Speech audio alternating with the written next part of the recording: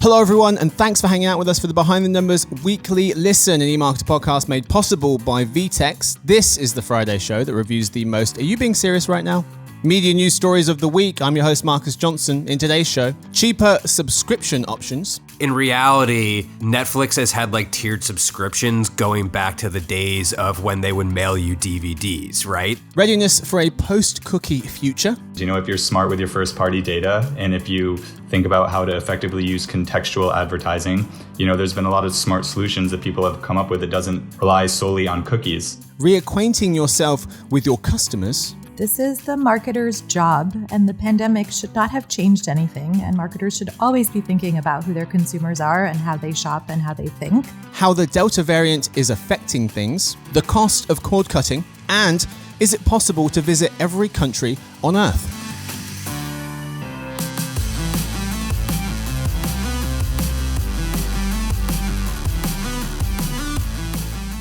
So, join me for this episode. We have three wonderful people. Let's talk to them. First of all, we have our principal analyst who covers everything retail. It's Suzy Davidkhanian. Hey, Marcus. Thanks for having me. Hello there. Thanks for joining us. We're also joined by our senior forecasting analyst. It's Peter Vahle. Hey, Marcus. Hey, chap. And finally, we have one of our analysts on the retail and e-commerce team. It's Blake Droesch, ladies and gentlemen. Hey, everyone. There he is. So, what do we have in store for you today? Well, we start with the story of the week. We're talking about cheaper subscription options. We move to the second quarter of today's show where we play a game. It's called What's the Point? Where our contestants, Suzy, Peter, and Blake, go head to head to head. They give us the best takeaway they can from each of the four stories. We crown a champion. We then move to our new segment. The third segment, which is called Working From Somewhere, where we talk about some interesting articles covering the work from home movement, shift, whatever you want to call it. And then finally, our fourth quarter is dinner party data, where we talk about the most interesting thing we've learned this week. Let's do it. So, story of the week, cheaper subscription options. The subscription buffet may be over, writes Shira Overday of the New York Times. She notes that companies like Disney and Whole Foods are charging subscribers more for compelling extras. Others, like Spotify and YouTube, are trying out subscriptions that cost less but come with compromises. So let's go through a few of those really quickly. So, YouTube. The Verge reported YouTube is testing a lower-priced subscription called Premium Lite in Europe, European markets, for half the price of Premium, so $12 a month.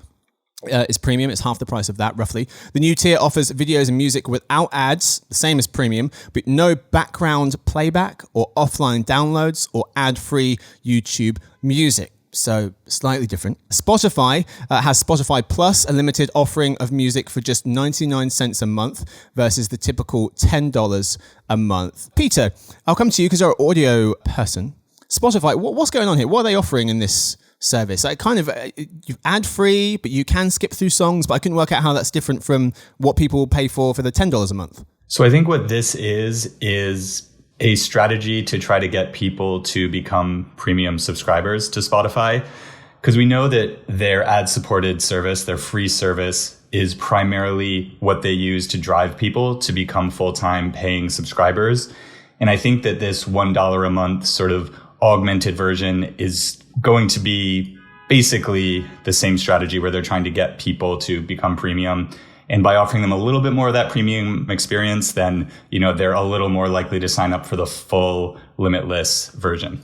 Okay. And so the final two examples she gives Miss Overday gives in the article is Disney.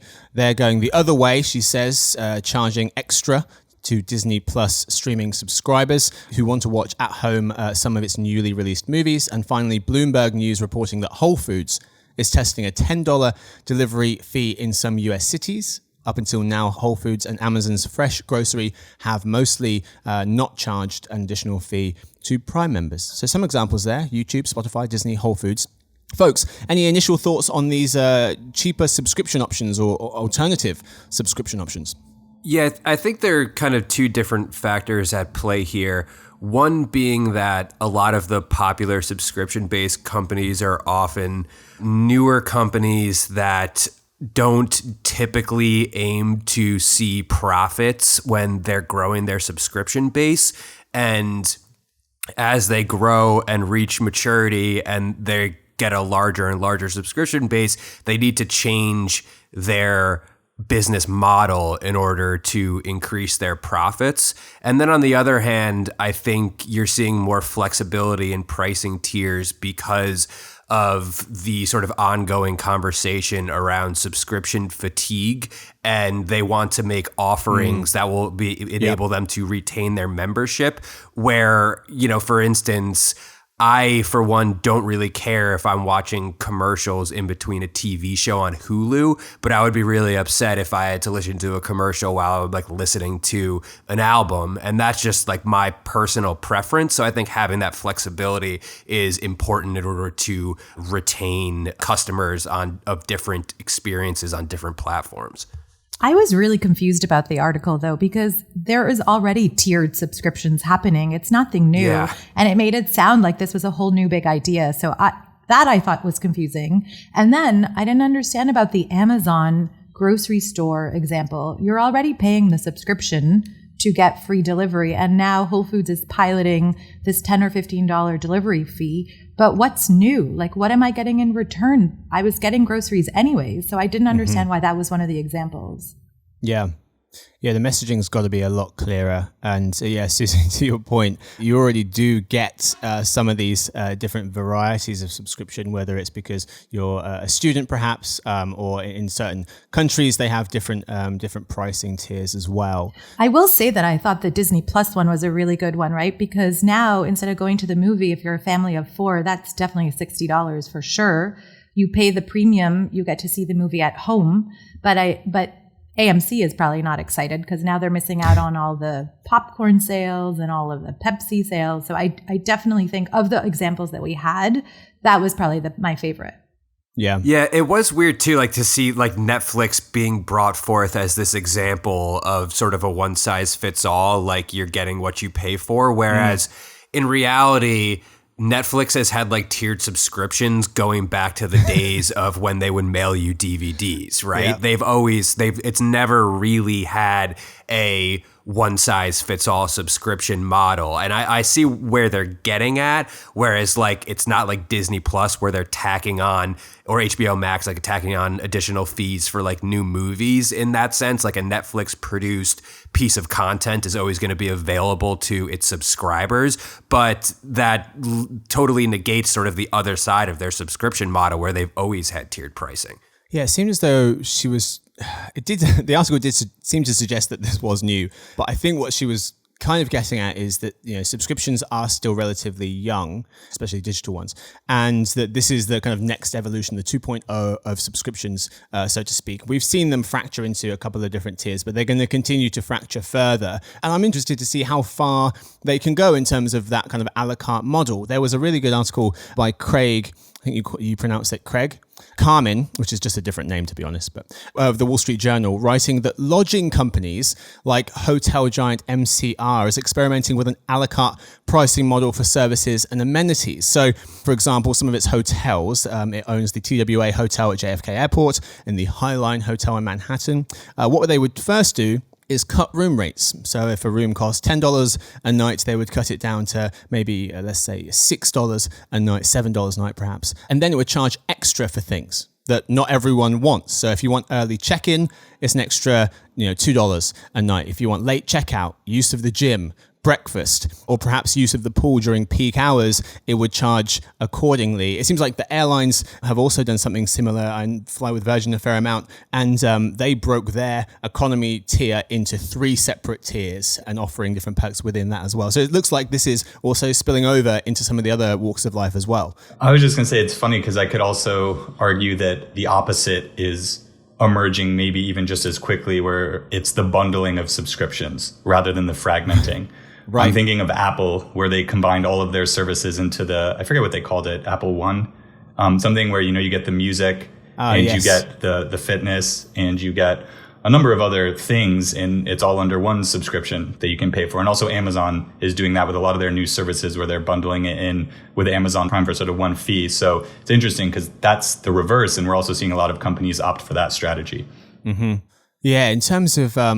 Yes, you do have kind of both things working at the same time, fragmentation on one hand, a bundling on the other. In terms of going back to that travel example for a second, airlines as I mentioned, they do it. It was kind of annoying at first. Maybe it still is. But people got used to it. In 2019, airlines worldwide pulled in $76 billion in a la carte revenue. That's more than double what they collected in 2015. That's according to a study from consulting firm IdeaWorks Company and Car Trawler. Suzy, you were on the panel of folks for we had a Twitter Spaces chat. Follow all the eMarketer stuff on social for the next one of those. But what were some of your takeaways from that? We were talking about alternative revenue streams for that topic. Right. So I definitely think this is an extra way for the companies to make cash in a much more regular way that they can count on, because subscriptions come in either annually and now you lost your money as the consumer and it's with the company for the year, or you pay on a monthly fee and that's usually ongoing so they can bank on that money.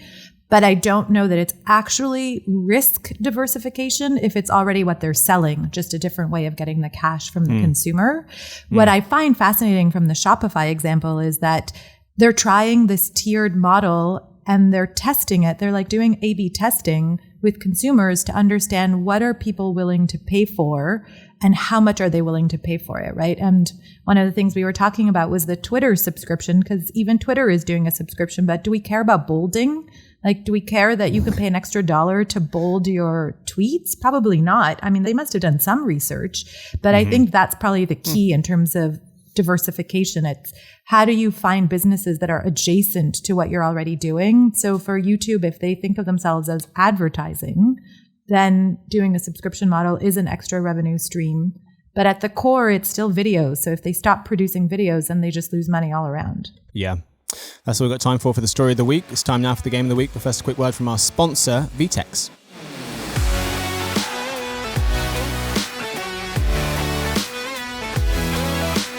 Retail's next competitive threat may come from a business model or channel that didn't even exist a few months ago. This modern dynamic requires companies to adapt quickly, pivoting business seemingly overnight, something traditional commerce platforms just can't support. There's a new enterprise commerce platform on the rise, one that's fast, flexible, and doesn't require 9 months and $1 million to get up and running. Go to VTEX, vtex.com/eMarketer to learn more.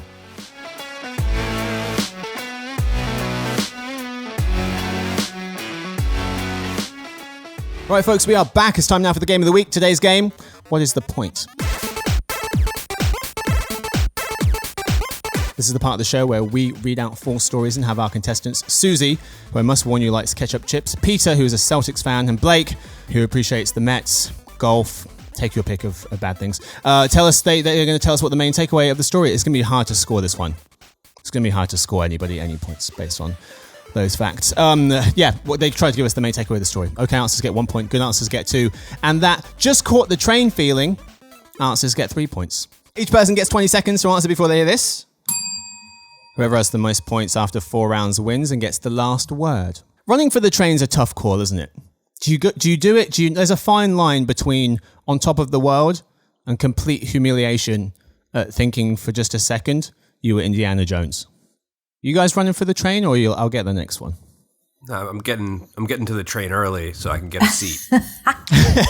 I have an insider tip. I think every train goes 1 minute after the time they post for those Indiana Jones folks who are running for the train to make sure that there is no safety issue. 1 minute after the... Yeah. Oh. Pro tip. Huh. Okay. I find that if you're in the States, you should run for it because there might not be another one for a very long time. Okay. If you're in London, don't run for it. There's one every minute. Literally every minute. If you miss it and look like an idiot, it's even more awkward because one is directly behind it. Wait, but are you talking about the tube or like a real train? The tube. Oh, my pro trip was for like a real train. Yeah, like an Amtrak train. Oh, okay. I'm talking subway here. Oh, nobody runs for the subway. Oh, okay. All right. Glad that we cleared that up. We start with Blake. Readiness for a post-cookie future. There appears to be a growing chasm between those who are investing in post-cookie targeting and measurement and those who are not, writes Insider Intelligence principal analyst Jeremy Goldman. He points to recent research from Digiday showing that just under 50% of publishers were now worried about how the end of third-party cookies would affect ad targeting and measurement. That is down, though. At the start of the year, 60% of publishers were concerned.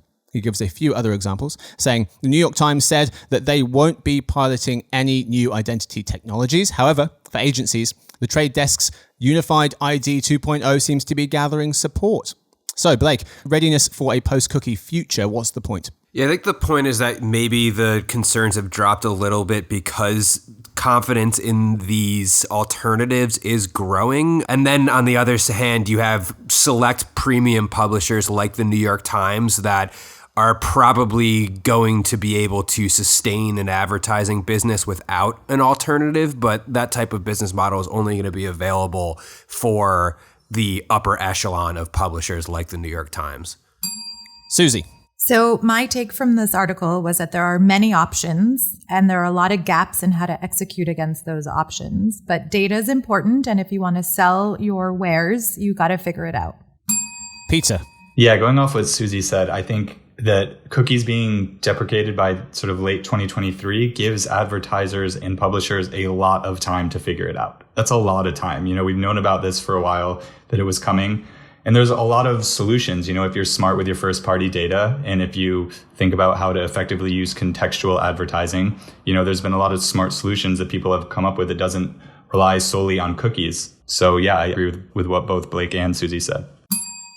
We move to our second round. We start with Suzy, reacquainting yourself with your customers. COVID-19 has changed your customer, and it's time to re-get to know them, writes Optimizely's CMO Kirsten Allegri-Williams for Total Retail. What was meaningful before the pandemic might not matter as much anymore. For example, research from Optimizely shows that nearly 8 out of 10 young people look beyond the product when shopping, heavily influenced by a brand's social presence and values. Young people's shopping journeys are nuanced and primarily digital, often starting on social but ending on site, writes Miss Allegri-Williams. So, Suzy, reacquainting yourself with your customers, what's the point? So I think you know where I stand on this. This is the marketer's job, and the pandemic should not have changed anything. And marketers should always be thinking about who their consumers are and how they shop and how they think.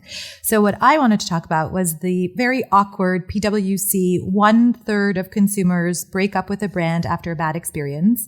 And data is important, but context is equally important. And while I believe the 1 in 3, I think it depends on if you need the item or if it's an impulse purchase. Because if you need it and you had a bad experience, you have no choice but to buy it, especially if there are no competitors.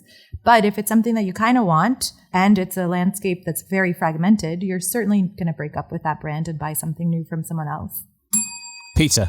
Yeah, I think that most of the marketers who are doing their job, to use Suzy's language, should have more information on their customers now than they've ever had before. So if anything, I think this has made their job easier, because when you're doing way more things on digital, like we've seen a lot of people do because of the pandemic, then, you're leaving a digital trail and there's information about what you're doing all over these various sites. And, if in the e-commerce context, then you've been shopping a lot more online and you have a bunch of history now on a bunch of e-commerce websites. So I think that, this is actually a good opportunity that a bunch of marketers find themselves in. Blake. Yeah, I agree with everyone that the pandemic hasn't really been a catalyst for any of this type of behavior, and nor has it been a catalyst for this sort of overarching argument that you need to understand your customer. You've always had to understand your customer. That's kind of a core factor. And then a lot of these examples, such as, looking beyond the brand, particularly pertaining to Gen Z, is also not something. It's something that people had been talking about before the pandemic and all of the social justice movements that took place in 2020. So maybe amplified, but definitely not anything new. Yeah, I read this and got me thinking a bit. I mean, we're constantly trying to think about listeners and what their behavior is like. But yeah, I think it is, even though that evolves every day and you should be keeping your pulse on what's going on with your customers, I do think there has been a profound shift on what were people like before and how have things changed. And you're dealing with two very different people. And so sitting down and really thinking hard about these two folks and how their lives have changed, I think is a very, very useful exercise. Even though you've been doing it maybe every day, every week, every month as a company, really thinking about it and those distinct changes from a year ago, 18 months ago. Yeah, we're looking at two very different people. Yeah, and just to tack on to that, Marcus, I think, speaking out of turn a bit, but like a lot of the things I think we've been talking about, it's just an acceleration rather than an entire, transformation or something that's entirely new. Like, I think it's more of an acceleration in the way that we talk about it. Yep, absolutely. Our third story, we start with Peter. How the Delta variant is affecting things. Theo Francis, Gwyn Guilford, and Inti Pacheco of the Wall Street Journal write, it's still unclear if the highly contagious strain of the virus will be a momentary stumble in an improving global economy, one businesses and consumers are now better equipped to handle, or something more serious. They offer a few examples of how the Delta variant has changed things. Number one, the Kellogg company said the Delta spread in Malaysia slowed production of Pringles. Number two, online travel company Booking Holdings said overall bookings fell as Delta took root in July. Number three, US healthcare companies say elective medical procedures are slowing once again in some places. And number four, employers are slowing their return to office plans. So Peter, how the Delta variant is affecting things, what's the point? I think the thing that hits, closest to home and personal experience is that offices are returning their timeline for bringing people back to the office. A lot of them until 2022, which, is just another delay, another pushback. And that's largely because of this Delta variant. And I think that just has ripple effects across the whole economy. We know that when people spend time indoors, not out and about, commuting, traveling, whatever it may be, those restaurants, cafes, shops, and everything that's part of that whole sort of experience outside of your home, it hurts when you stay inside. So, this isn't good for the economy. It's not good for schools. And these negative things are just going to be dragged out a little bit longer. Blake. Yeah, I think the overarching thing here is just people and governments and economies just adjusting to living under a degree of uncertainty that was not in place before. And that's going to really disrupt sort of what humans are used to. We like to be able to plan things out. We like things to be black and white and have predictive end dates. And that's just unfortunately not available to us right now. And we're going to have to learn to live with that for the foreseeable future. And to, bring it back to, marketing and advertising, agility is one of these things that has always been talked about in the digital space, but it's just that much more crucial now in terms of being able to adapt and change strategy and messaging on the fly due to changing circumstances. Suzy. So Blake and I talk about this a lot on our retail desk because the Delta variant is really, it's like we started 2021 with euphoria and revenge spending and all this very positive momentum. And all of a sudden in August, everything is slipping. Consumer confidence is slipping. Foot traffic at the mall is slipping. Everything is we're back to where we were when we first started. And to what the guys were saying, we don't know what's going to happen, and that's the scary part, and it's impacting so much more than just retail. It's every part of our life. And so, again, everybody's home, and that's going to change everything we do all over again. Yeah, he talks about foot traffic. So traffic at grocery stores, gas stations, gyms, restaurants, and retail stores fell starting in late July after surpassing 2019 levels in early summer, notes mobility metrics from data firm SafeGraph. Also, weekly domestic flights declined last week. Or a few weeks ago, for the second time since mid-April. Our final story, a final round, we start with Blake. The cost of cord cutting. Cutting the cord can be costly, writes George Winslow, senior content producer for TV Technology. He cites Parks Associates research showing the average household spends $85 a month on OTT services. That's still $30 off the average cable bill, however. So Blake, the cost of cord cutting, what's the point?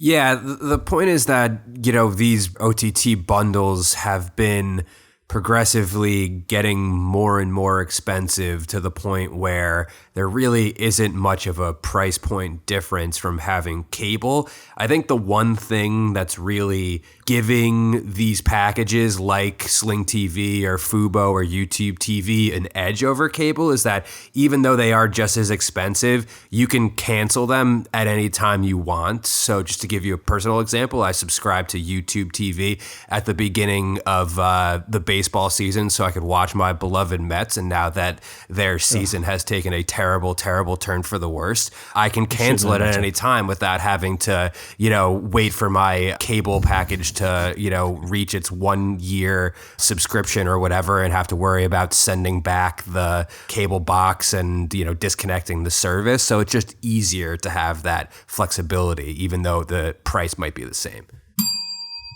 They're 500, Blake. Cancel already, for crying out loud. Suzy. I thought this was a really good article because I had never thought about it before. When I moved to New York, I couldn't afford cable. So I haven't had cable for the last, I'm not going to say how long. And it never occurred to me that all the different streaming activities that I was purchasing might be more expensive than cable. But then I would argue, sort of similar to what Blake just said, I can pick whatever I want and watch it whenever I want. And so it's worth it. Peter. Yeah, the value proposition for all of the different streaming services that you put together is still so much better than a cable package of, similar value, even if it was about the same. Because, there's no channels on cable where you get ad-free content, right? You're dealing with ads constantly no matter what. But depending on your mix of services that you have, maybe you have a vMVPD with the local sports that you like, and then you also have a Netflix or one of these services that's ad-free, then you kind of get the best of both worlds. And what they were saying, you could cancel at any time. So I just think no matter what way you look at it, it's a better deal to have these different streaming subscriptions. A few points I want to note from this article. So the president of Parks Associates, Elizabeth Parks, was saying, quote, "We find just under half of cord cutters subscribe to 4 or more OTT services. So in order to have the optimal video portfolio, they are creating their own video bundles by stacking OTT services." And also Parks research also suggests that cord cutters currently spend nearly twice as much monthly on OTT services as cord nevers. So if you had cable, you're more likely to add a ton of different OTT services to get the content that you had when you had cable. All right, that's all we've got time for the game of the week. This week's winner, a drum roll. Who could it be? Blake, surprisingly, is this week's winner. He's the winner of the game of the week.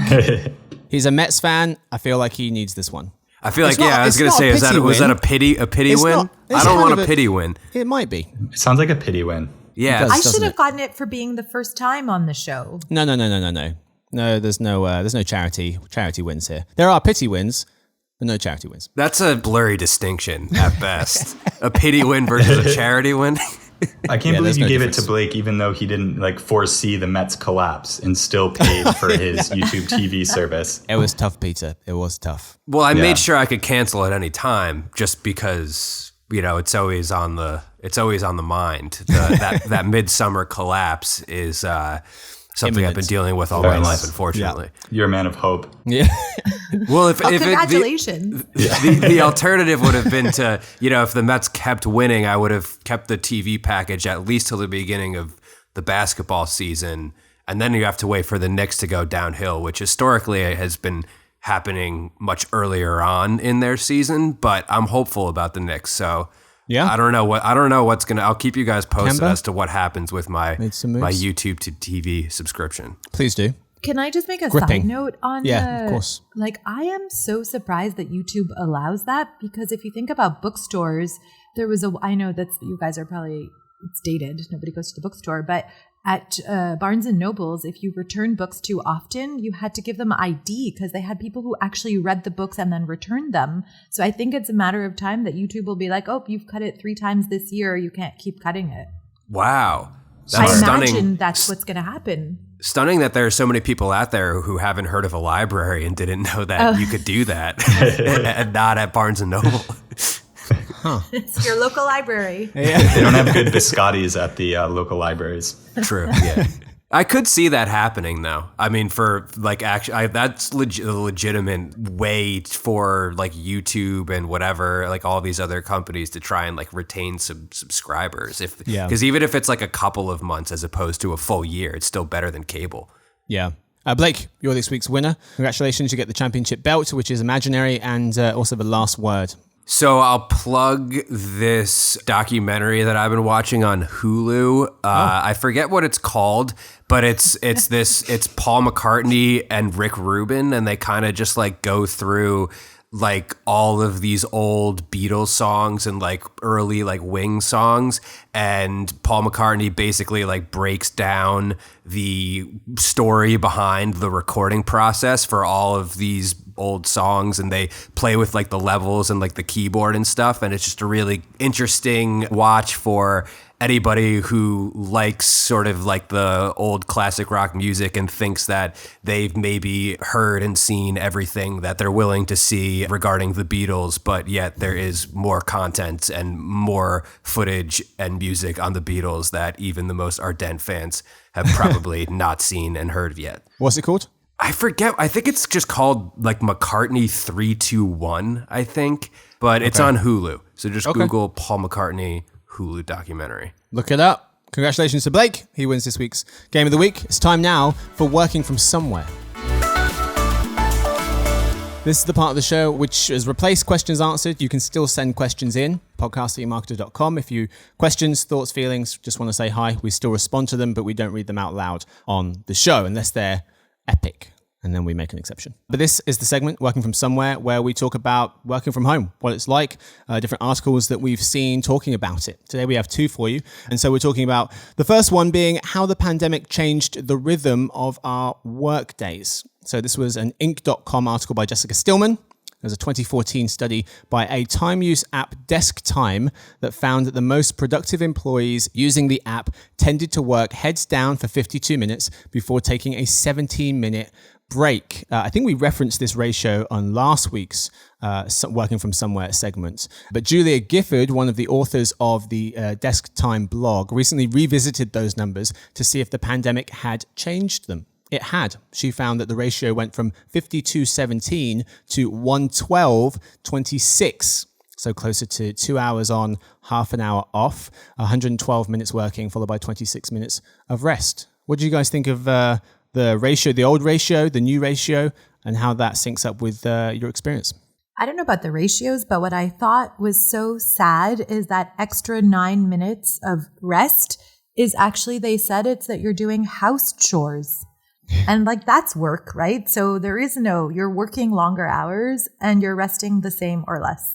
Yeah, that was troubling. Organizational psychologist Katrina Osledger was saying, that you went in that gap. You should be making coffee, stretching your legs, going for a walk, reading a book, doing something else, but you're actually doing laundry, helping the kids with the schoolwork, things like that. I'd like to play devil's advocate for a second on that, because that is often what I find myself doing in between, work, is doing the laundry or cleaning, some chore like what they referred to in the article. But I find that frees up time after work or on the weekend, so I don't have to think about laundry and dinner prep or whatever during times where I really want to be unplugged and doing leisure activities. So I actually think that it kind of is nice to be able to do those things during the day.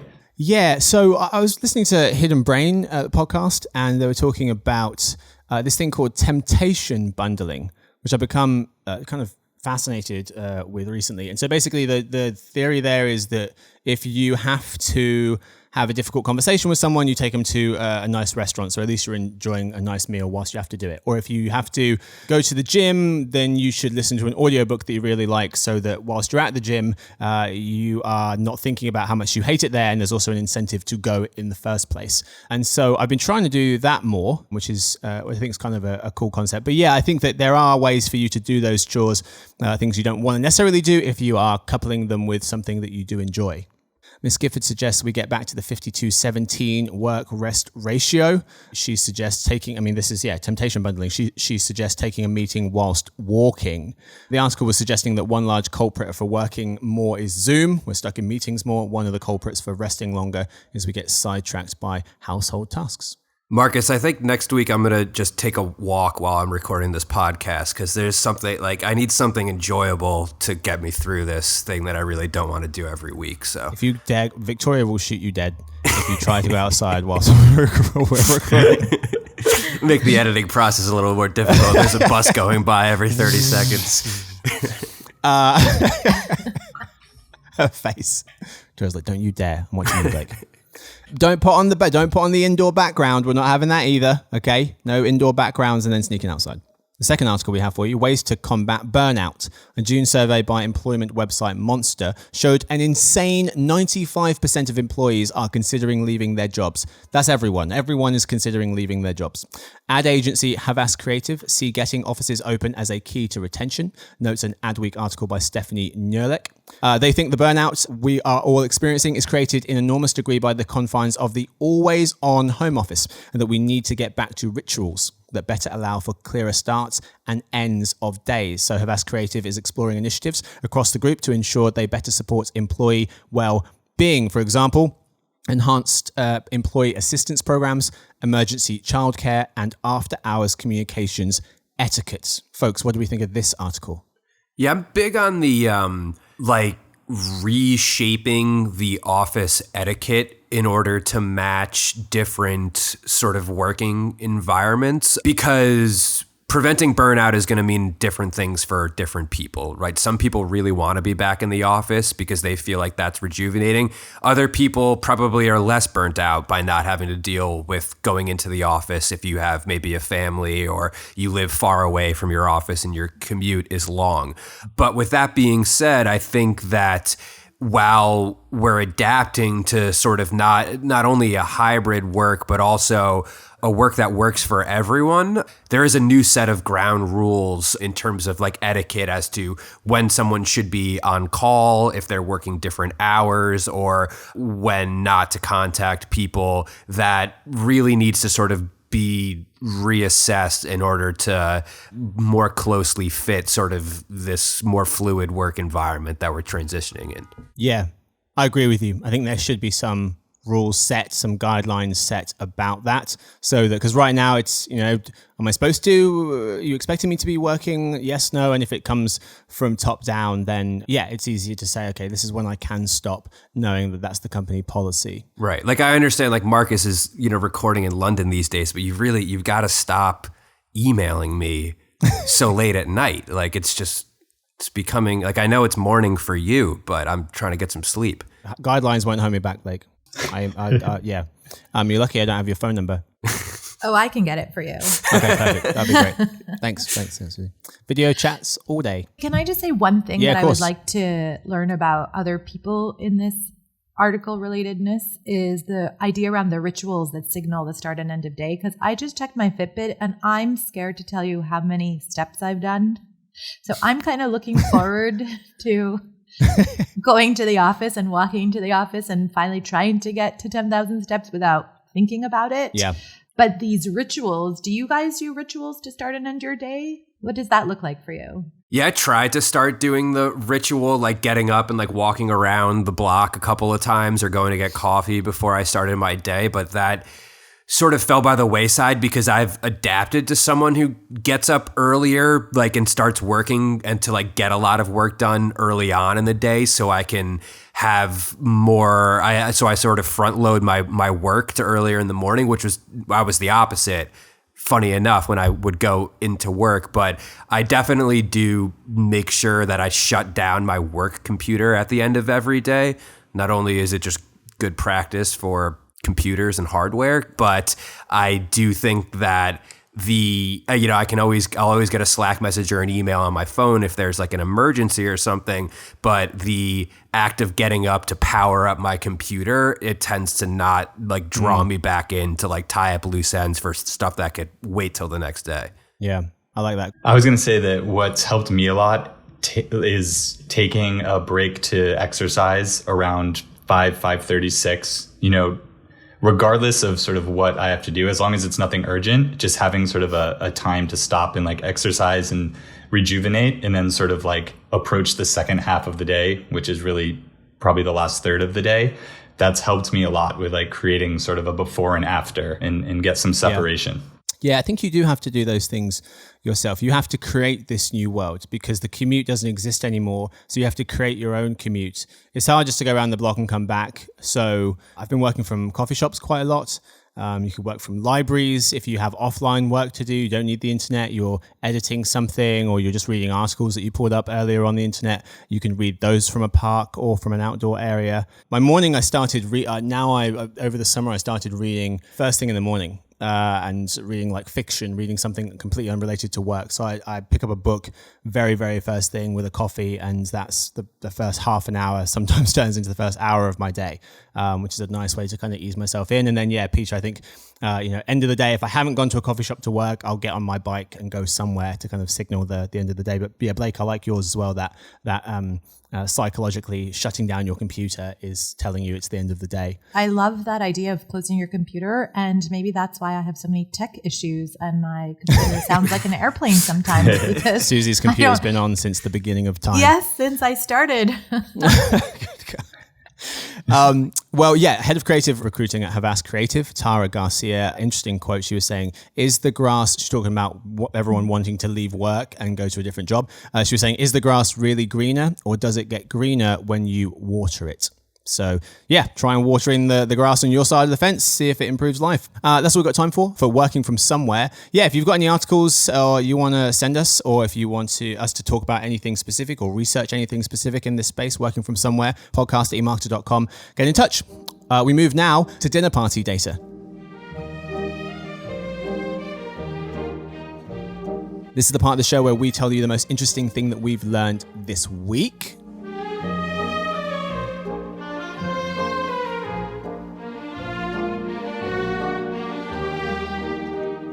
And we start with Blake. He won this week's Game of the Week, and surprise to us all.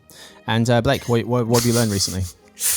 I don't appreciate that snide remark. So this is another good food survey, because I tend to really like the food surveys.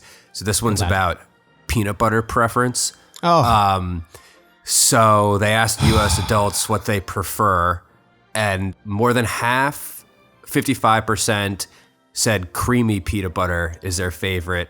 31% went for crunchy peanut butter. 4% don't know, didn't have an opinion, which is just weird. Have an opinion. Make a stance. And then 10% was NA, because they don't ever eat peanut butter. 10%. Yes. You believe that's that? low. That's my people. High. Oh yeah, where are those people? Why can't I hang out with those people? Where are they gone? I don't know. Are you allergic to peanuts, Marcus? It's the word. Yes, but yes. I'm not allergic at all. There is no physical thing that happens to me whatsoever, but being around them is repulsive, is a strong word. It's the worst thing ever. Why it's don't awful, you man. like? What about peanut butter don't you like? Everything about it. The taste, the texture, the flavor. Outside of the US, people don't like peanut butter. And I brought this up on an earlier podcast, actually. And I was trying to get Marcus to answer for the collective non-US world. And I don't think his answer was satisfactory. What do you mean it wasn't satisfactory? I can speak on behalf of the world, thank you. No, your reason for not liking it wasn't satisfactory. It's awful. Why do you not like anything? It's because it's awful. True. It's so horrible. So horrible. I think it's probably the texture. You should try the crunchy peanut butter. That's really cool. It's also the best. Crunchy peanut butter, by far the best. Yeah, we're all crunchy on this Suzy, side. you too? Yeah. Oh, it's an acquired I thought at least taste. Canada could back me up on this. Nothing. You're right. It's an acquired taste. It only started when I moved here and started making my own peanut butter sandwiches. Someone's making you eat it. That's what's So are we happening. going to make a company? Against your will. Sell peanut butter outside of the States? No one will buy it. I think that might be my new life's work. I'm going to have to become a missionary and go to foreign countries and just introduce peanut butter. Well, I like masses. my team here. Yeah, I've got 2 people covering e-commerce. This is great, Marcus. You can get the word out. This sounds like a great plan. So if my friends are like, there's this American guy walking around, he's trying to push peanut butter, I'd be like, Blake, that's Blake. Let's come over. I'm gonna wear a robe and sandals and grow a beard, so it's like a sort of like a biblical vibe. Can we break down our e-commerce product categories a little more granularly? All right, I hated that fact, but thanks for bringing it. I am encouraged to find out that 10% of Americans don't like it. That's made me so I think those happy. are the allergic ones. I don't know. Yeah, it's a very common allergy. Come on. No, it said don't like it. It didn't say will struggle eating it. Well, if something's gonna kill you, you're not gonna like it, you know? Yeah, but that's not the only reason you don't like something. I couldn't possibly. It would kill me. Suzy, what you got for us? Mine is also about food, and it's an homage to all of our conversations in that I have the market size, according to iBiz World, for potato chip production. Now, unfortunately, I don't know if this is in the US, and I love that you had used the Pringles example and Kellogg. So I didn't know people outside of the US ate potato chips, but it's $10.5 billion estimated for 2021, up 3% to last year. And can you guys guess what is the most, from Statista, what is the most popular flavor in potato chips in the US? Any guesses? And it's by far the most popular. Barbecue's up there. Original, like ready salted. I don't know what you guys call it. Is it salt like, and, lightly or salted? salt and vinegar? I mean, it's Sour kind cream of and onion. original, except for we don't call it original here. We call it plain. Oh yeah. Okay, I'll yeah. take that win. Plain wins, yes. But then it's barbecue by far, like less than half of the amount of people who chose plain. Then sour cream and onion, salt and vinegar, cheese, which I didn't even know that was a flavor. It is a flavor? I've never heard of that before. Jalapeno. You've not heard of cheese-flavored chips, but you've heard of ketchup-flavored chips. Oh, come on. You have not heard of cheese-flavored chips. Yeah, of course. Cheese and onion. Okay, whatever. And then jalapeno. It's a flavor. Followed Unfortunately. by no salt, low salt, which I thought that was just part of plain. So I'm not sure how that gets its own category. Don't they have cheddar as well? Cheddar-flavored. That would be cheese. Yeah, that's what I mean. That's a cheese? No, I knew it. Thanks, Peter. No, I got you. Who's next? Peter's next.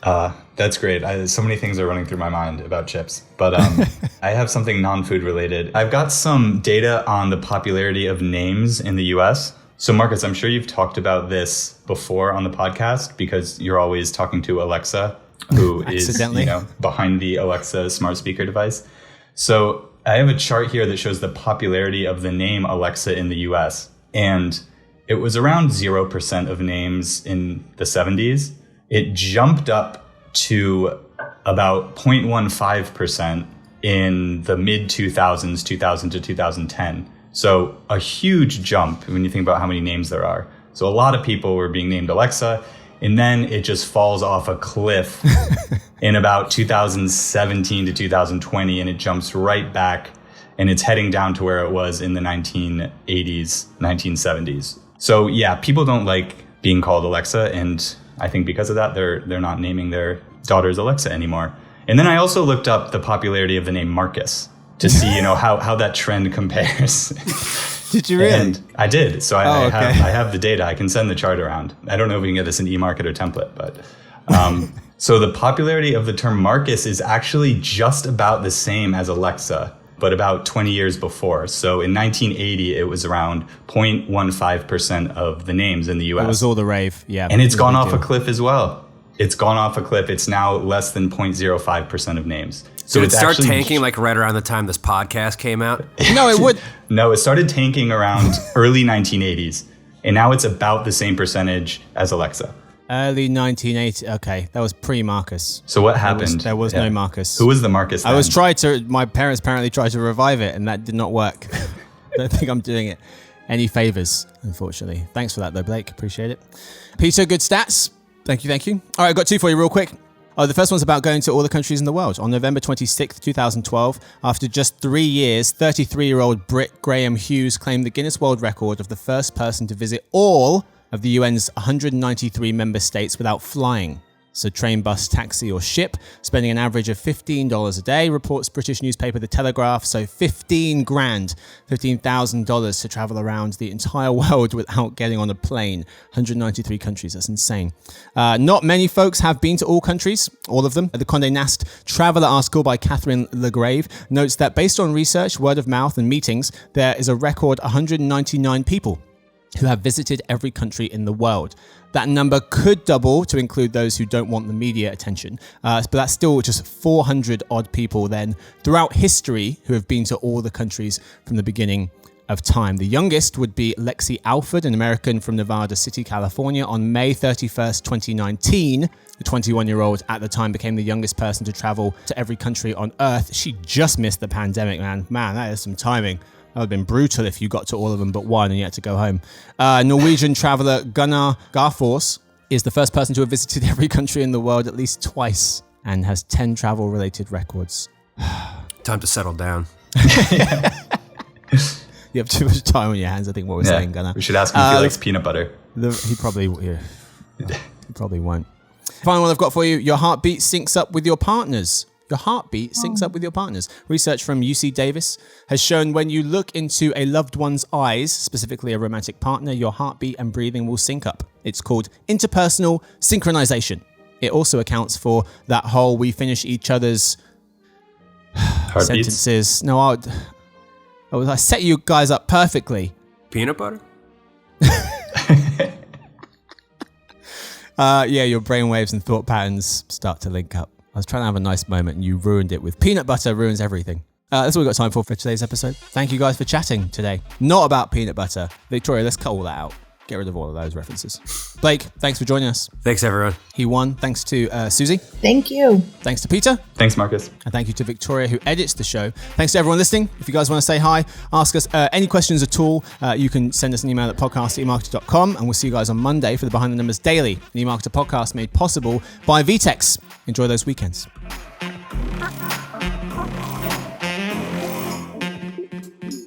Sorry, there's music going by. Give me 1 second.